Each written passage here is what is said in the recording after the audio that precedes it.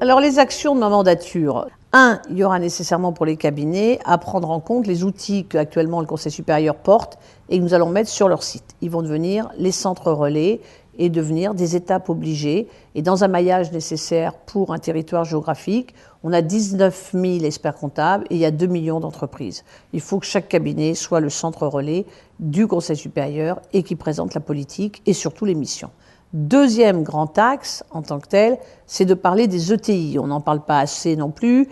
Il faut qu'on ait plus d'ETI. Il y en a 20 000 en Allemagne, on n'en a que 4 500 en France. Donc on va développer des missions. Troisième axe aussi essentiel, qui est le financement, levier de croissance des entreprises. C'est le cœur de notre métier et nous allons porter des propositions vers les pouvoirs publics.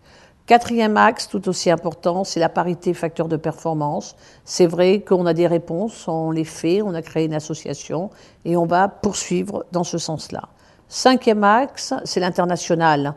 Il faut qu'on crée un réseau d'experts comptables susceptible d'aller évidemment sur l'export, mais aussi susceptible de prendre en compte les entreprises qui rentrent sur notre territoire parce qu'on est devenu très attractif avec le crédit d'impôt recherche. Et donc, on va se qualifier comme réseau auprès des pouvoirs publics pour pouvoir recevoir les entreprises étrangères. Sixième axe, tout aussi essentiel aujourd'hui, c'est la création. Il faut qu'on soit beaucoup plus présent, faire des propositions concrètes sur 40 heures qu'on peut imaginer d'une mission de créateur. Eh bien, on va en offrir 12 heures gratuitement pour faire revenir les créateurs dans nos cabinets, qui aujourd'hui sont partis plus sur des réseaux. Et donc aujourd'hui, nous, on va apparaître comme un réseau qualifié pour les créateurs.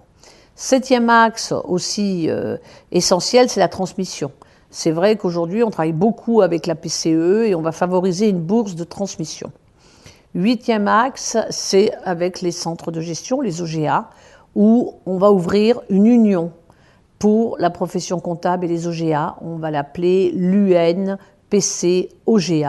pour favoriser une cellule de réflexion, de proposition, une seule voix pour parler au pouvoir public. Et c'est vrai que si aujourd'hui on n'a pas pris le visa fiscal des experts comptables, c'est parce qu'il y a cette union. Et cette grande union de la profession comptable, on veut la faire au service des TPE. Huitième axe aussi qui est essentiel, c'est de parler de la marque expert comptable. Cette marque, aujourd'hui, c'est le diplôme qui nous donne de la valeur et qui doit être décliné en transversal, en vertical, c'est ce que nous allons aussi proposer. Et puis on va, neuvième axe, parler des valeurs immatérielles. Qu'est-ce que la création de valeur au niveau des valeurs immatérielles? On a travaillé dans le cadre d'un rapport avec le MEDEF, on l'a présenté et on va poursuivre ces travaux, notamment sur les identifiants qui s'appellent « Quelles sont les valeurs immatérielles ?» On va les identifier et on va proposer des éléments de valorisation. Et le dixième axe, eh bien, ce sont nos normes professionnelles. On a aujourd'hui une application à faire dans les cabinets de comportement, d'éthique, qui correspond à ce que demande le monde international. Eh bien, on va le faire, et quelle que soit la taille du cabinet.